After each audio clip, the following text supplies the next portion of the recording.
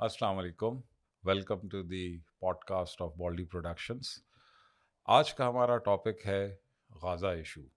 آج ہمارے گیسٹ ہیں doctor Rasool Bakhsh Raees. Doctor Rasool Bakhsh Raees is a very prominent professor of LUMS. He is a political scientist. He is an analyst. His opinions are there on electronic media and print media. Dr. Rasool Baksh Rais is also a very prominent author of multiple books. اور میرے خیال سے وہ کسی بھی تعارف کے محتاج نہیں ہیں. Thank you for joining us today, sir. Let's begin our discussion.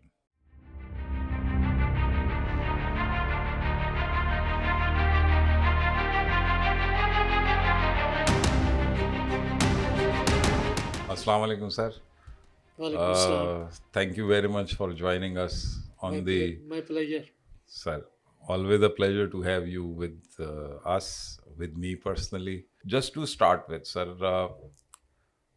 جو غازہ کا کرائسس ہے, ایز آئی سیڈ کہ ہم سب کو معلوم ہے کہ وہ کیا ہوا, ہمیں اس کی ہسٹری بھی پتہ ہے, مگر جسٹ اس حماس نے جو 7 اکتوبر کو کیا, آپ کے اوپینین میں وہ کیا میجر ریزنز تھے جس کی وجہ سے حماس نے اتنا میجر ایڈونچر کیا جس کی پہلے مثال نہیں ملتی؟ دیکھیں, اس سوال کے جواب کے 2 ذرائع ہیں.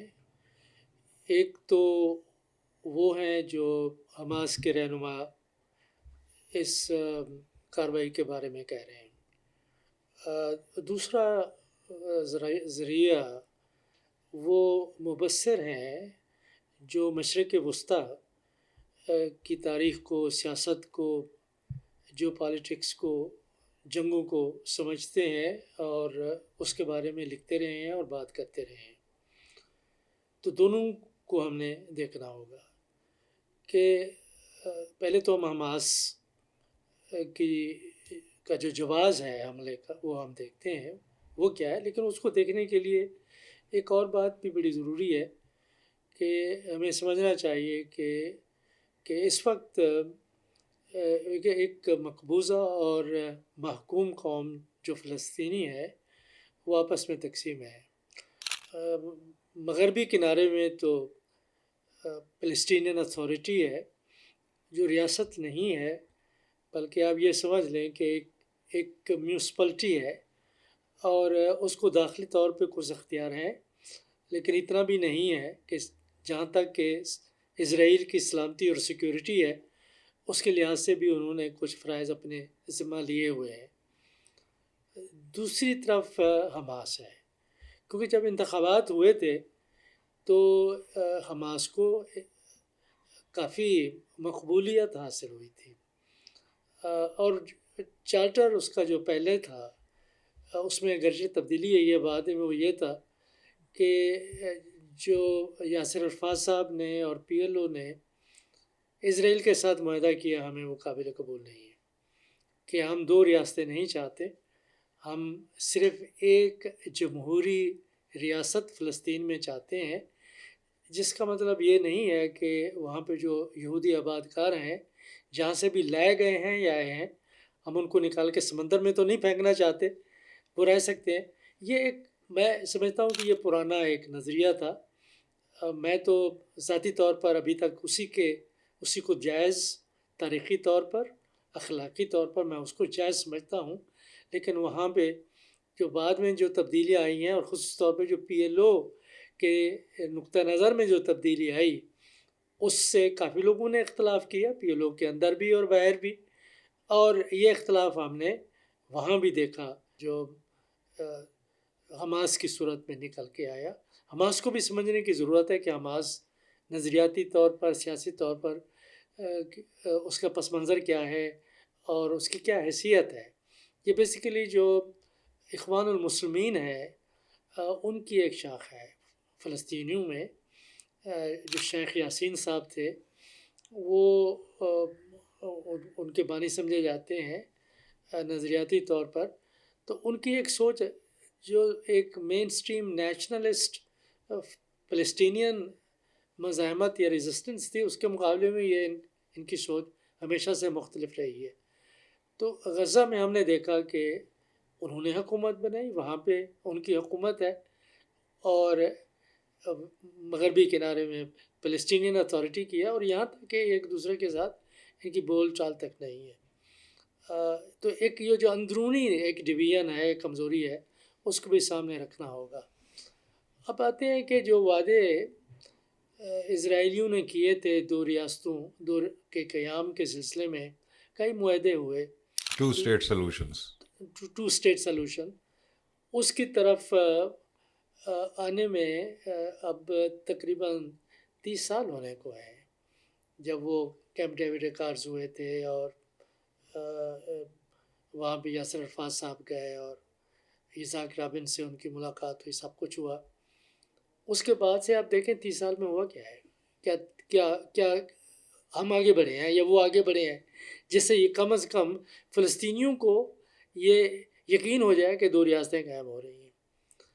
اس کے برعکس ہم نے دیکھا کہ جو 3 ایک ایشوز تھے جن کے اوپر سلوشن باقی تھا، جو مہاجرین، جن میں کہ اکثریت غزہ میں مہاجرین کی ہے، کہ 2/3 سے زیادہ آبادی یہاں کی لوکل آبادی نہیں ہے، یہ مہاجرین ہیں جن کو کہ 1948 میں اسرائیل کے قیام کے وقت اپنے گھروں سے، اپنی بستیوں سے، اپنی زمینوں سے، شہروں سے، مالوں سے نکال دیا گیا تھا، بے دخل کیا گیا، بے دخل کیا تھا۔ یہ وہاں پہ بیٹھے ہوئے ہیں، تو ان کا موقف یہ تھا کہ ان کو سب کو حق پہنچتا ہے کہ وہ واپس آئیں اور اسرائیل میں رہیں، جہاں ان کے گھر تھے وہیں پہ ان کو رہنا چاہیے۔ دوسری بات یہ تھی کہ مغربی کنارے میں بستیاں، یہودی بستیاں ختم کی جائیں گی اور مزید نہیں بنائی جائیں گی۔ تیسرا ان کا مطالبہ یہ تھا کہ جو ایک فزیکل لنک ہے وہ ایک سیکیور اور انڈیپینڈنٹ ہونا چاہیے، کہ غزہ کے درمیان اور ویسٹ بینک کے درمیان۔ تو انہوں نے تو بالکل جو اپارتھائڈ کی بالکل پالیسیاں تھیں جو ایک وائٹ مینورٹی نے اپنائی تھیں جنوبی افریقہ میں، وہی اسرائیل نے اپنائی ہوئی ہیں۔ اور وہ کیا تھیں ان کو بھی سمجھنے کی ضرورت ہے کہ آپ لوکل آبادی جو ہے وہ میجورٹی میں ہے، یہ ان کی زمین ہے، یہ ان کا ملک ہے۔ آپ باہر سے آئے ہیں، جس طرح سے کہ وائٹ لوگ آئے تھے اور انہوں نے آ کے قبضہ کیا، بالکل انہوں نے، یہودیوں نے، یہ نہیں ہے کہ یہاں پہ رہتے بالکل نہیں تھے، یہاں پہ رہتے تھے۔ یہاں پہ جو عربی سپیکنگ جو یہودی ہیں وہ تو کافی عرصے سے آباد ہیں، لیکن 1 صدی پہلے سے جب ان کی یہاں پہ مائگریشن شروع ہوئی ایک منظم منصوبے کے تحت جو زائنسٹ تنظیم نے جس کو منظم کیا تھا، تو اس سے یہ ہے کہ وہ ظاہر ہے کہ ایک ریاست ہوتی ہے تو پھر جمہوری ریاست ہوگی، اگر جمہوری ریاست ہوتی ہے تو اقتدار ان کو اپنی آبادی کے لحاظ سے ملے گا، تو وہ اس لیے وہ 2 ریاستیں چاہتے ہیں۔ پانی کو وہ کنٹرول کرتے ہیں، کہ ایک چیز جو لوگ عام طور پہ نہیں سمجھتے کہ جو مسئلہ ان کا چلتا رہا ہے لبنان کے ساتھ، کہ وہاں سے وہ پانی چوری کرتے ہیں، انہوں نے قبضہ کیا ہوا ہے پانی چوری۔ پھر اس کے بعد پانی جو ہے، یہ جو گولان ہائٹس ہیں وہاں کے علاقے ہیں، وہاں سے پانی کے ذرائع ہیں، اور جو جارڈن ریور کا پانی ہے وہ استعمال کریں۔ پانی کے اوپر کنٹرول کر کے، وہ بڑے لوگ کہتے ہیں کہ جی اسرائیل نے صحرا میں جا کے اتنا بڑی آبادی پیدا کر دی، پانی کے بغیر، پانی اگر آپ کے پاس ہے تو آپ ڈیزرٹس کو بلوم کر سکتے ہیں، لیکن وہ پانی کس کا ہے؟ وہ عربوں کا ہے، وہ فلسطینیوں کا ہے، کہ فلسطینیوں کے باغات کو، کھیتوں کو، گھروں کو تباہ کر کے کہ فصلیں اگاتے ہیں اور دنیا میں بیچتے ہیں۔ تو یہ ان کا کوئی کمال نہیں، میں نہیں سمجھتا۔ تو اب اس تمام پس منظر کو آپ نے دیکھنا ہوگا کہ آکوپیشن، خصوصی طور پہ جو قبضہ ہے غزہ کے اوپر، وہ اتنا المناک ہو چکا تھا، تو انہوں نے کہا کہ یہ ان کے کہنے کے مطابق ہے، اور جس سے میں اتفاق کرتا ہوں کہ روزانہ کی موت مرنے سے بہتر ہے کہ ایک ہی دن ہی مر جائے۔ بندہ جب تنگ آ جاتا ہے تو وہ یہی کچھ کرتا ہے۔ تو میرا خیال ہے بنیادی طور پر یہی تھا کہ یہ نہ ہو کہ دنیا جو اسرائیل کے مظالم ہیں، ظلم ہیں، اور جو سلوک، ناروا سلوک ان کے ساتھ روا رکھا جا رہا ہے، دنیا اس کو نارمل سمجھ کے اس کو قبول نہ کر لے۔ یہ بار بار ایسا ہوتا رہا ہے، اگر حالات بہتر نہ ہوئے تو پھر بھی ایسا ہوگا۔ جو ریسنٹ ڈیولپمنٹس رہی ہیں مڈل ایسٹ میں اور جس کے پیچھے ویسٹرن پاور سینٹرز پرائمریلی امریکا کا بہت بڑا ہاتھ ہے، اور اسرائیلیز جو ہیں انہوں نے جو دوستی کا ہاتھ عرب ورلڈ میں بڑھایا، ابراہم ایکارڈز ہمارے سامنے ہیں. تو کیا یہ ممکن ہے کہ حماس یہ سمجھ رہا ہو کہ اگر ہم لوگ ہاتھ پہ ہاتھ رکھے بیٹھے رہے تو یہ جو پیلسٹینین ایشو ہے یہ تو اپنی موت خود مر جائے گا؟ فار ایگزامپل، بہت لوگوں کو شاید یہ پسند نہ آئے، مگر اگر میں کشمیر کی یہاں پہ مثال دوں، کشمیر ایشو جو ہے اس میں بھی ہمیں یہی نظر آ رہا ہے کہ کشمیر کی وجہ سے انڈیا پاکستان میں جنگیں تو ہوئیں، مگر پچھلے کوئی تقریباً 30 سال میں ہم کشمیر کے ایشو کو دنیا میں اتنی امپورٹنس یا اس پہ اتنی اٹینشن نہیں دلوا سکے پاورز کی کہ انڈیا پریشرائز ہو کر کسی سلوشن کی طرف آئے. اور ہم نے دیکھا کہ انڈیا نے اس اسٹیل میٹ کو استعمال کرتے ہوئے ایک جو ہماری طرف سے کشمیر ایشو پہ ہم نے ایک طرح سے خاموشی اختیار کی ہوئی تھی. ہم لفظی جنگ تو لڑ رہے تھے، ہم مختلف فورمز پہ تو جا رہے تھے، مگر اس سے کوئی فائدہ نہیں ہو رہا تھا. اور انڈیا نے پھر پچھلے 3 سال میں جو کچھ کیا کشمیر میں، وہ اب بڑا مشکل ہو جائے گا اس کو رول بیک کرنا. آپ کے خیال میں کیا یہ حماس کی موٹیویشن ہو سکتی ہے کہ اس ایسی چیز کرو کہ جس کی وجہ سے ہمارا ایشو جو ہے وہ لائم لائٹ میں آ جائے اور دنیا جو ہے وہ گھبرا جائے کہ یار اس پرابلم کا حل نکالو ورنہ مسئلہ ہے، especially for the Arab world and also for the powers which depend upon the oil of Middle East, and for which depend upon the peace in the central part of the world, which is primarily the Middle East. میرے خیال میں ایک کہ مغرب میں، اور جو مغرب سے مراد صرف یہ نہیں ہے کہ یورپ ہے، مغرب سے مراد آپ یہ سمجھیں کہ امریکہ اور اس کے اتحادی. بالکل. تو مغرب اور پھر مشرق وسطیٰ میں ان کے دوست ممالک جن میں سعودی عربیہ سر فہرست ہے، قطر ہے، یونائٹڈ عرب ایمریٹس ہے جو بہت بڑی اکانومیز بن چکے ہیں، اور پھر اسرائیل ہے، مصر ہے، اردن ہے، موراکو ہے. یہ جو ایک اکثریت ہے عرب ممالک کی جن کے پاس کہ دولت ہے، تیل کی دولت ہے، گیس کی دولت ہے، اور اس دولت کو انہوں نے استعمال کر کے اپنے آپ کو ایک ترقی کے ایسے مقام پہ پہنچا لیا ہے جہاں وہ مغربی معیشت کے ساتھ مکمل طور پر جڑ چکے ہیں. ظاہر ہے کہ سیکیورٹی ہو، انٹیلیجنس ہو، ان تمام چیزوں میں ان کی انٹیگریشن مغرب کے ساتھ ہے، اور جو ترقی قطر میں، یو اے ای میں یا سعودی عرب میں ہوئی ہے وہ اس حوالے سے اس کو آپ علیحدہ نہیں دے سکتے.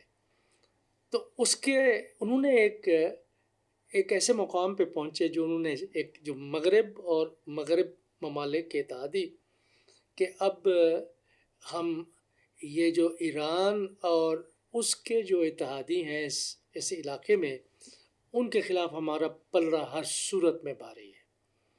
وہ ان کو دہشت گرد بھی دنیا کا قرار دے دیا گیا ہے، ایران کو بالکل ایسولیٹ کر دیا گیا ہے، اس کے پاس وہ اب طاقت نہیں رہی کہ اپنے آپ کو اگلے مقام تک لے جائے. اور پھر لوگ تو ظاہر مقابلہ کریں گے کہ وہ ممالک جو مغرب کے ساتھ ہیں وہ کہاں پہنچ گئے ہیں اور ایران کہاں پہ پہنچ گیا ہے. لوگ آج بھی بات کرتے ہیں، میں سمجھتا ہوں نامناسب بات ہے. وہ یہ ہے کہ وہ ایک جو جس کو انگریزی میں کہتے ہیں ٹرائمفلزم، کہ ذہن میں آیا کہ ہم اس وقت ہمارا پلڑا بھاری ہے تو چلو ہم ایک قدم اور اٹھاتے ہیں. تو اگلا قدم یہ تھا کہ اسرائیل کو تسلیم کر لیں، اور اگر سعودی عرب تسلیم کرتا ہے تو پھر بات تو ختم ہو گئی، پھر ریزسٹنس کے لیے کون رہ جائے گا. بالکل. پھر وہی رہ جاتی ہے نا کہ گروہ رہ جائیں گے، جس طرح سے حماس ہے. ایران کی جو موجودہ قیادت ہے وہ میں سمجھتا ہوں وہ ہو، حزب اللہ ہو، حماس ہو، اکٹھے ہیں. اور ان کے ساتھ یہ نہیں ہے کہ ظاہر ہے ان کے پاس وہ طاقت تو نہیں ہے کہ ان کا مقابلہ کر سکیں، لیکن ان میں ایک جذبہ بھی ہے اور ایک اصول بھی ہے. جو اسلامی دنیا میں لیڈرشپ ہے، اگر یہ اب جاگتے نہیں ہیں تو اسلامی دنیا میں صرف پولیٹیکل اپرائزلز ہوں گے. میں نے اشارہ کر دیا ہے کہ مسلمان ممالک کہاں پہ ہیں. اب دیکھیں جو نیریٹو بنایا ہے، نیریٹو یہ نہیں ہے کہ اسرائیل فلسطینیوں کا قتل عام کر رہا ہے. دنیا کے میڈیا میں پاپولرائز کیا ہے اور مسلمان ممالک کے میڈیا نے بالکل اسی طرح سے اس کو کاپی کر لیا ہے کہ یہ اسرائیل اور حماس کی لڑائی ہے. خدا کا خوف کریں. یہ جو 24,000 معصوم لوگ مارے جا چکے ہیں اور اس میں کم از کم 6,000-7,000 بچے ہیں، وہ حماس کے کارکن تھے. یہ قتل عام ہو رہا ہے، فلسطینیوں کا ہو رہا ہے، مسلمانوں کا ہو رہا ہے. تو ظاہر ہے کہ لوگ سوال تو کریں گے. ہم کہتے ہیں، ہماری خواہش ہے کہ لوگ سوال کریں کہ آپ کا کیا موقف ہے. آپ نے جو دولت اور لوٹ مار کی ہے، جائز اور ناجائز، جس طریقے سے بھی آپ نے کی ہے، سب ناجائز طریقے جائز ہو چکے ہیں مسلمان ممالک میں، تھرڈ ورلڈ کنٹریز میں.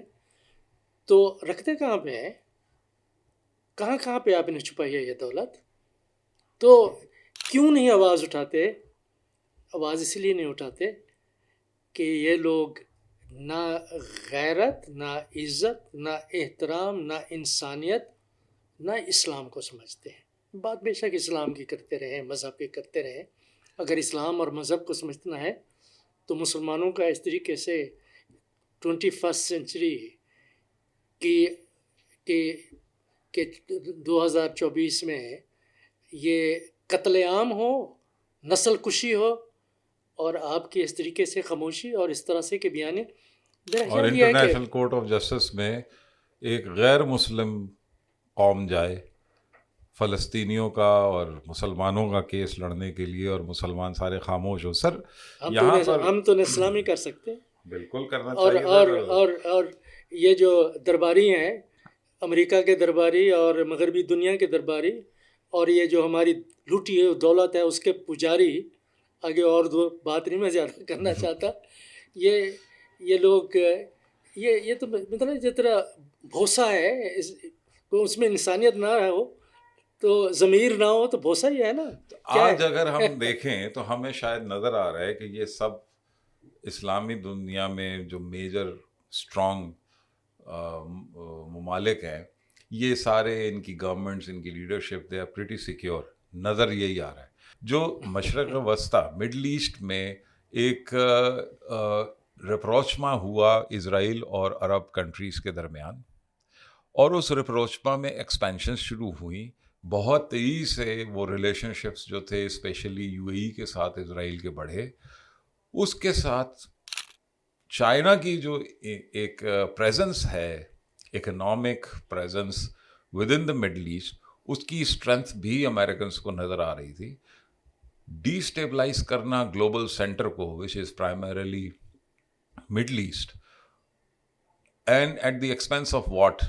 آج شاید اسرائیلیز یا زائنسٹ یہ سوچ رہے ہوں کہ ہم اپنی اسٹرینتھ دکھا رہے ہیں، مگر الٹیمیٹلی تو they will be also on the losing side. So if we say کہ United States has thrown Israel into fire for its own strategic objectives in the Middle East, how would you comment? دیکھیں، یہ صرف مشرق وسطیٰ کی بات نہیں. مشرق وسطیٰ میں جو کچھ اسرائیل کر رہا ہے اس کی طاقت امریکہ کے اندر موجود ہے. خطرہ وہاں پہ ہے. کیسے ہے کہ اسرائیل کے خلاف جس طریقے سے طالب علموں نے، نوجوانوں میں، ہارورڈ میں، کولمبیا میں، برکلے میں، باقی دیگر یونیورسٹیز میں آواز اٹھائی ہے. نہ صرف میں طالب علموں کی بات نہیں کر رہا، میں گورنمنٹ میں جو لوگ کام کرتے ہیں، عام امریکہ کے شہریوں کی، کہ وہاں پہ سوالات یہ ہو رہے ہیں کہ اسرائیل کی حفاظت کے لیے امریکہ کی پیسہ، بم، ٹیکس منی کیوں استعمال ہونے چاہیے، جو کہ مظلوم فلسطینیوں کے قتل عام میں استعمال ہو رہی ہے؟ تو وہاں خطرہ وہاں پہ ہے۔ مشرق وسطیٰ میں خطرہ یہ ہے کہ وہ جو مغربی دنیا کے اتحادی ممالک ہیں ان کے اندر عدم استحکام کی صورتحال پیدا ہو سکتی ہے، اور صورتحال ایسی ہو سکتی ہے کہ اسرائیل کو ایک لمبی جنگ نہ لڑنی پڑ جائے، اور جو اس کے لیے سسٹینیبل نہیں ہو سکتی اگر امریکہ کا پیسہ ان کے پاس نہ ہو۔ جو کہتے ہیں جی فلاں ٹیکنالوجی، اکثر ٹیکنالوجی وہاں سے بنی بنائی پیکج ہو کے وہاں پہ آتی ہے۔ سر اسرائیل کو 1948 سے اب تک کوئی $350 بلین صرف ملٹری ایڈ مل چکی ہے امریکہ کی طرف سے، جی، اور سالانہ ملٹری ایڈ جو اسرائیل کو دی جاتی ہے it is also close to $3.5 billion. تو کوئی بعض امیر وہاں پہ امریکہ میں کوئی سوال تو اٹھائے گا کہ یہ پیسہ کس لیے دے رہے ہیں، یہ پیسہ جو ہے وہاں پہ کیوں جا رہا ہے اور کس کے لیے خرچ ہو رہا ہے؟ تو ظاہر ہے کہ یہ سمجھنا کہ ہم نے اتنا فلسطینیوں کا قتل عام کر کے ہم نے فتح حاصل کر لی ہے، کوئی ایسی بات نہیں ہے کہ اس کے کوئی بہت ہی گھنونے اور منفی نتائج اسرائیل اور امریکہ کی جو سیاسی قیادت ہے اس کے لیے نہ نکلے، بالکل نکلے۔ مجھے تکلیف اس بات پہ ہوتی ہے کہ سر جب ایک ویڈیو سوشل میڈیا پہ آتی ہے جس میں ایک فلسطینی بچہ زخمی حالت میں اپنے گھر کی تباہ شدہ جو باقیات ہیں اس پہ بیٹھ کر یا ربی کہہ رہا ہوتا ہے، اور وہ چھوٹا سا کلپ ہوتا ہے چند سیکنڈ کا جو ہم سے دیکھا نہیں جاتا، ہم مسلمان ملکوں میں رہنے والے، دعوے کرنے والے، ہم یہ ویسٹرن سوسائٹیز کی طرح پروٹیسٹ بھی نہیں کر سکے۔ دیکھیں یہاں پہ پروٹیسٹ آپ کو میں اگر بات کروں تو یہ پاکستان مسلم لیگ نون نے یہاں پہ کوئی جلوس نکالا ہے فلسطینیوں کے حق میں؟ پاکستان پیپلز پارٹی نے یہاں کوئی جلوس نکالا ہے فلسطینیوں کے حق میں؟ عوامی نیشنل پارٹی نے کوئی جلوس نکالا ہے فلسطینیوں کے حق میں؟ MQM نے کوئی جلوس نکالا ہے فلسطینیوں کے حق میں؟ تحریک انصاف نے کوئی نکالا ہے فلسطینیوں کے حق؟ کس سیاسی جماعت نے فلسطینیوں کے حق میں؟ مذہبی گروہوں نے نکالا ہے۔ میرے خیال سے تو سر ہمیں ظلم سہنے کی، ظلم دیکھنے کی عادت ہو گئی ہے، اب ہمارے اندر وہ حس مر گئی ہے کہ اس کے خلاف آواز بھی اٹھانی ہے۔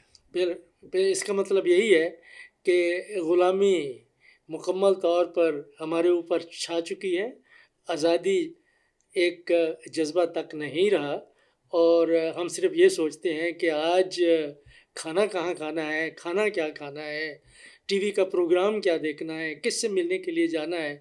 میرے خیال میں جو حالات فلسطینیوں کے ہیں، جو ہمارے ملک کے اندر بھی ایسے حالات ہیں، ہمیں کم از کم ہمیں جھنجھوڑتے نہیں، ہمیں سوچنے پہ مجبور نہیں کرتے کہ انصاف کیا ہوتا ہے، سلامتی کیا ہوتی ہے، امن کیا ہوتی ہے، تہذیب کیا ہوتی ہے، ثقافت کیا ہوتی ہے، اور مذہب کیا ہوتا ہے، ایمان کیا ہوتا ہے، یقین کیا ہوتا ہے، اور انصاف کیا ہوتا ہے۔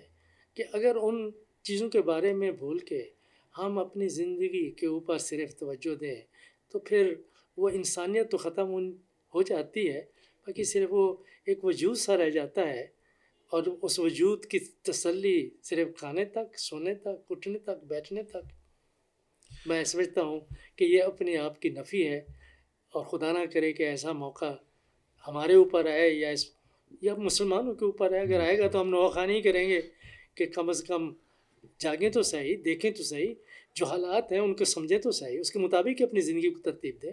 اس وقت کوئی خاص افیکٹ نہیں کریٹ ہو رہا on the global trade, on oil prices because of Gaza war, جو اسرائیل کا ایگریشن ہے اگینسٹ غازہ۔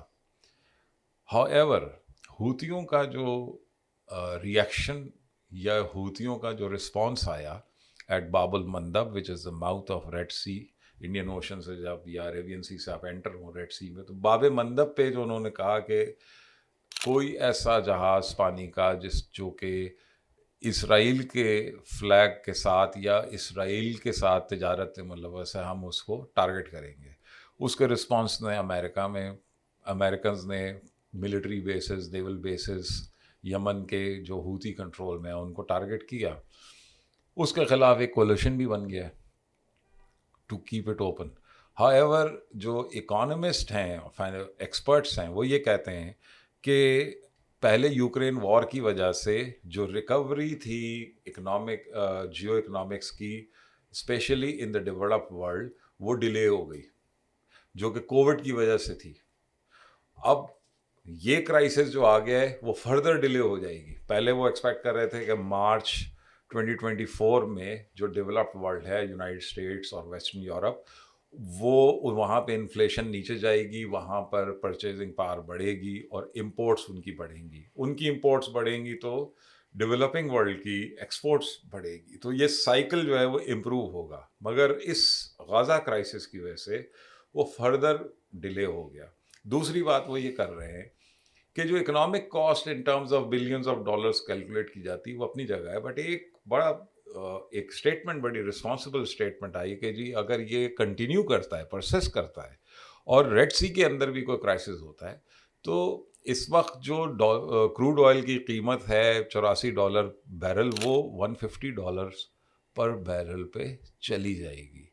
یہ کاسٹ جو ایک اسیس کی جا رہی ہے in months to come, in another 3 to 6 months to come within year 2024. ساتھ ساتھ آپ نے ہائی لائٹ کیا کہ ود ان ویسٹرن سوسائٹیز جو پبلک کا رسپانس آیا ہے towards their state policy especially United States میں وہ, اور پھر جو ایک بنائن سا رسپانس ہے مسلم دنیا کا, یہ پورا ایک پرسپیکٹو جو ایک کانٹیکسٹ میں نے کریٹ کیا. آئی جسٹ وانٹ کہ آپ ہمیں آپ اپنا اوپینین بتائیں کہ آپ اس کو کس طرف جاتا ہوا دیکھ رہے ہیں. دو چیزیں جو ہیں انتہائی اہم ہیں سوچنے کے لیے. پہلی بات تو یہ ہے کہ اسرائیل کی جنگ کیا یہ 2 مہینے 3 مہینے اور جاری رہے گی یا کوئی اس کا حل نکل آئے گا. میرا خیال یہ ہے کہ جس قسم کے حالات مسلمان ممالک کے اندر پیدا ہو رہے ہیں اس کے پیش نظر ایک دباؤ بڑھ رہا ہے اسرائیل کے اوپر امریکہ کے ذریعے سے کہ اس کو جلدی سے جلدی آپ سیز فائر ہو ختم ہونی چاہیے, اور اس کے بعد کیا نتائج نکلیں گے اس کے اوپر کچھ سمجھوتا نہیں ہو رہا. وہ یہ ہے کہ اسرائیل کسی بھی صورت میں حماس کے دوبارہ زندہ ہونے کو ایک فعال تنظیم کے طور پہ قبول کرنے کے لیے اس وقت تیار نہیں ہے. بالکل. دوسرا یہ ہے کہ یہ بات بھی وہ تسلیم کرنے کے لیے تیار نہیں ہے کہ غزہ اور مغربی کنارے میں ایک ہی حکومت ہو اور وہ پی ایل او کی ہو اور حماس کو مکمل طور کے اوپر تحلیل کر دیا جائے. اگر یہ ہو جاتا ہے تو میں سمجھتا ہوں کہ پھر ہم دیکھیں گے کہ یہ جنگ جلدی ختم ہونا شروع ہو جائے گی. بلکہ انہوں نے تو اشارہ کر دیا ہے, حماس کی قیادت نے اشارہ کیا ہے, ابھی تک ہم یہ نہیں کہہ سکتے کہ مکمل طور پر کہ وہ ایک ہی حکومت کے حق میں ہے کہ 2 حکومتیں مختلف فلسطینیوں کی نہیں ہونی چاہیے. مطلب یہ ہے کہ وہ ایک اتحاد کی طرف آنا چاہتے ہیں. اگر وہ آتے ہیں تو ظاہر ہے اس سے کوئی راستہ ہموار ہوگا. سر جو گلوبل اکنامکس کے چیلنجز پرسیو کیے جا رہے ہیں, اگر یہ کرائسس غزہ کا اور ریڈ سی کا پرسسٹ کرتا ہے, اس کو ذہن میں رکھتے ہوئے کیا آپ سمجھتے ہیں ساتھ ساتھ آلسو جو پبلک پروٹیسٹ ہو رہے ہیں ویسٹرن کیپٹلز میں, ان چیزوں کو سامنے رکھتے ہوئے کیا آپ سمجھتے ہیں کہ مستقبل قریب میں اتنا پریشر پڑے گا واشنگٹن پہ, لنڈن پہ, پیرس پہ, جو وہ اپنا سٹانس جو کہ ایک آل آؤٹ سپورٹ ہے فار اسرائیل اس کو سافن کریں گے؟ اسپیشلی اگر ہم دیکھیں کہ امریکہ میں جو بائیڈن کی مقبولیت بالکل گر گئی ہے اور ٹرمپ کی مقبولیت بڑھ رہی ہے, اور اس کی وجہ ہی مطلب سامنے شاید اتنی نہیں آ رہی ہو, مگر غزہ کرائسس نے بالکل ننگا کر دیا ہے ڈیموکریٹس کو ان واشنگٹن. اس میں کوئی شک نہیں ہے. میرا خیال یہ ہے کہ پریشر بڑھے گا چونکہ اس لیے بڑھے گا. اس کی وجہ یہ نہیں ہے کہ بائیڈن اپنی مقبولیت کو دوبارہ حاصل کر سکے گا، ایسا مجھے نظر نہیں آ رہا. ٹرمپ جو ہے کافی ایگریسو ہے، اس کے خلاف وہ قانونی کارروائیاں کر رہے ہیں. دیکھتے ہیں کہ وہ قانونی کارروائیاں اب سپریم کورٹ کے احاطے میں وہاں پہ چلی کیا گئی ہیں. Western stance in support of Israel وہ آپ ڈائلیوٹ ہوتا ہوا دیکھ رہے ہیں، جس سے اسرائیل پہ اثر پڑے گا؟ کہ دیکھیں سر، اسرائیل کی جو جی ڈی پی گروتھ 3% سے 1% پہ آ گئی ہے، اور اسرائیل کے اندر جو اس وقت حکومت ہے بنجمن نتن یاہو کی، وہ بھی بہت ہی سلم میجورٹی کے ساتھ پارلیمنٹ میں ٹکی ہوئی ہے. اور تھوڑی سی تاریخ بھی ہم دیکھیں گے تو کہ یوم کپور وار کے بعد جو ان کی اسٹرانگیسٹ ایور پرائم منسٹر تھیں گولڈا مائر، وہ مستعفی ہونا پڑا ان کو. دیکھیں وہاں پہ جو اس وقت جو پریشر ہے نا وہ یہ ہے کہ مغرب میں جو دیکھ رہا ہوں نا، لوگوں کے کومنٹس جو سمجھتے ہیں، جو اسرائیل کو بھی پسند کرتے ہیں لیکن فلسطینی ریاست کے لیے بھی کوئی سافٹ کارنر رکھتے ہیں، وہ یہ ہے کہ وہ نتن یاہو کے بھی خلاف ہیں، وہ حماس کے بھی خلاف ہیں. وہ چاہتے ہیں کہ تبدیلی اس طرح کی ہو کہ ادھر بھی تبدیلی ہو، ادھر بھی تبدیلی ہو، تو کوئی سمجھوتا زیادہ آسان ہو جائے گا. لیکن میرا خیال یہ ہے کہ نتن یاہو اور اس کے جو رائٹ ونگ کے اتحادی ہیں، جتنا بھی منمانی کرنے کی کوشش کریں گے وہ نہیں کر سکیں گے. ان کے خلاف مزاحمت مغربی ممالک میں ریاستوں کے حکمران طبقات میں وہ لوگ جو لانگ ٹرم کنسیکوینسز کو سمجھتے ہیں، انہیں سامنے رکھے ہوئے ہیں. دباؤ بڑھے گا، ہم دیکھیں گے کہ اسرائیل یہ جنگ زیادہ دیر جاری نہیں رکھ سکے گا. Sir thank you very much, بہت مزہ آیا آپ کے ساتھ بات چیت کر کے، اور آپ نے جس طریقے سے تاریخی پس منظر اور آج کل کے حالات اور جو مختلف قسم کی تبدیلیاں دنیا میں آ رہی ہیں، وہ بڑے اچھے طریقے سے آپ نے ایکسپلین کیا. Thank you very much. It was lovely to have you on our podcast today. Always a pleasure to be with you.